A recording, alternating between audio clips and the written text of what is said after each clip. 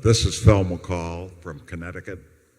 I wondered if you could comment on a subject I don't think you like to talk about very much, which is intrinsic value and the evolution over the past 10 or 12 years of going to off and on, but giving us in investments and then giving us the operating income and suggesting that might be a good guide to us.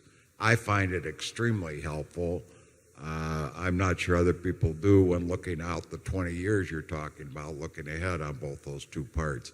Any comments you might have, I'd surely appreciate.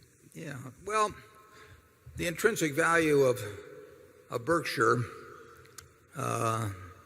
like any other business, is based on the future amount of cash that can be expected to be delivered by the business between now and Judgment Day, discounted back at the proper rate. Now, that's pretty nebulous. Another way of looking at it is to try and figure out the value of the businesses we own presently, and we try to give you the information that will enable you to make a reasonably close estimate as that. We own lots of marketable securities. It's probably safe to say that they are worth more or less what they are carried for. And then we own a number of operating businesses, and we try to give you the figures on those businesses that are the figures that we use in making our own judgments about the value of those businesses. Now, that tells you what we have today and more or less what it's worth. But since Berkshire retains all of its earnings, it becomes very important to evaluate what will be done with those earnings over time. I mean, it is not only a question of what the present businesses are worth. It's a judgment on the efficiency or the effectiveness with which retained earnings will be used. If you had looked at the intrinsic value of Berkshire in 1965, we had a textile business that was probably worth about $12 a share.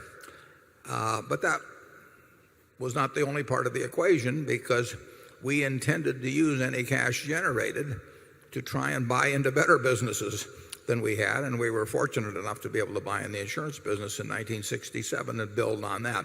So it was not only a combination of the business we had, but the skill with which retained earnings would be used that determined what the present value actually should have been at Berkshire going back that far.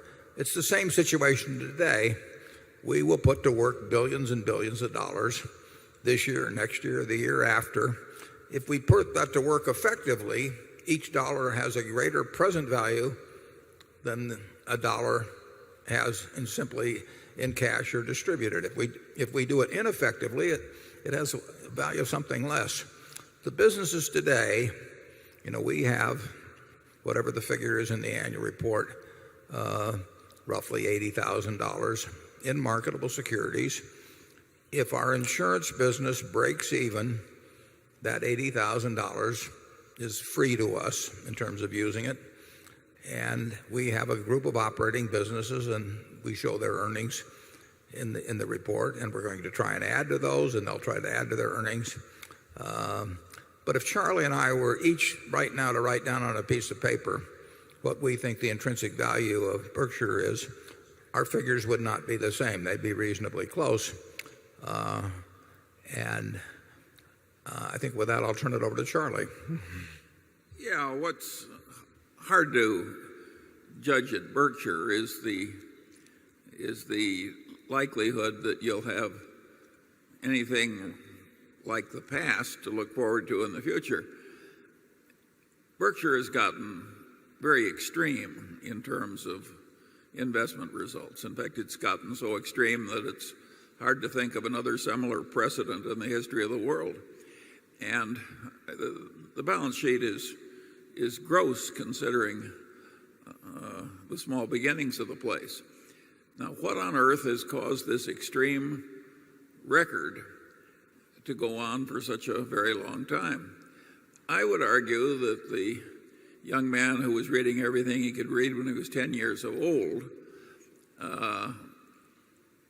became a learning machine, and he got a lot of power early, and then he got a very long run when he kept learning.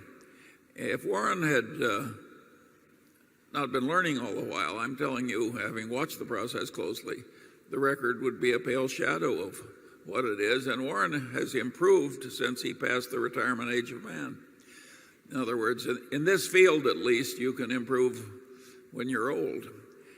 Now, most people don't even try and create that kind of a record.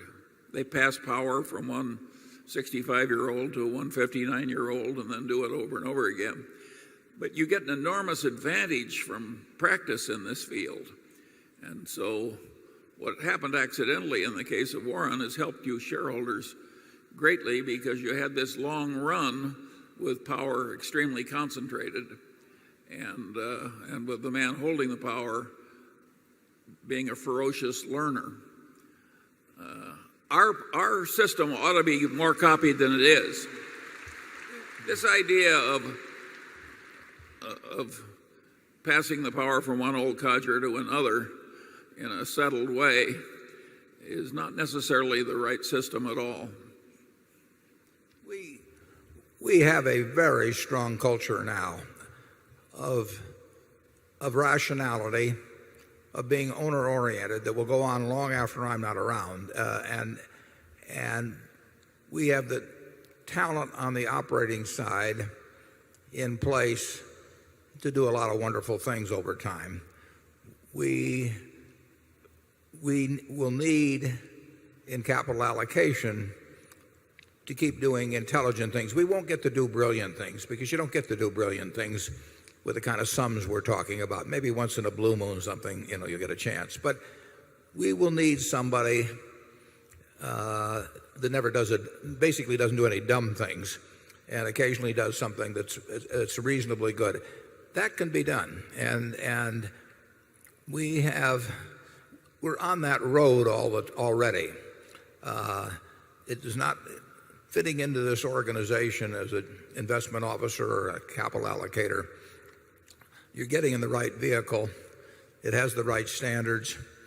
It will reject ideas that really are irrational. I've been on a lot of boards. Charlie's been on a lot of boards. You would be amazed at the number of things that are responding to animal spirits rather than to rationality that take place. And we have our animal spirits, but we devote them to other areas. By far the best investment you can make is in yourself. If you invest in yourself, nobody can take it away from you.